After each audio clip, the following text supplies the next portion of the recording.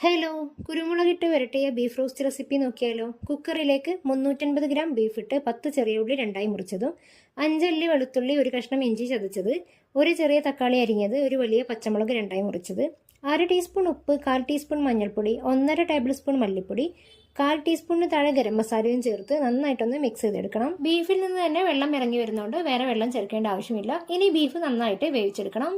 Beef വേവിച്ചതിന് ശേഷം ചട്ടിയിലേക്ക് 2 table spoon വെളിച്ചെണ്ണ ഒഴിച്ച് ഒരു തണ്ട് കറിവേപ്പില ഇട്ട് മൂപ്പിച്ച ശേഷം 10 ചെറിയുള്ളി അരിഞ്ഞത്, 6 വെളുത്തുള്ളി ചതച്ചത്, ഒരു വലിയ കഷ്ണം ഇഞ്ചി ചതച്ചതും ചേർത്ത് നന്നായിട്ട് വഴറ്റിയെടുക്കാം.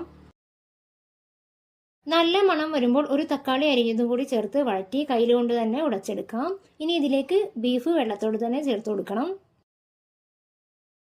നന്നായിട്ടൊന്ന് മിക്സ് ചെയ്തതിന് ശേഷം 1.5 ടേബിൾ സ്പൂൺ കുരുമുളക് ചതച്ചതും, 1 ടീസ്പൂൺ പെരിഞ്ജീരകം ചതച്ചതും, 2 നുള്ള് ഗരം മസാലയും കൂടി ചേർത്തിട്ട് നന്നായിട്ടൊന്ന് വഴറ്റി ഫ്ലെയിം ഓഫ് ചെയ്യാം.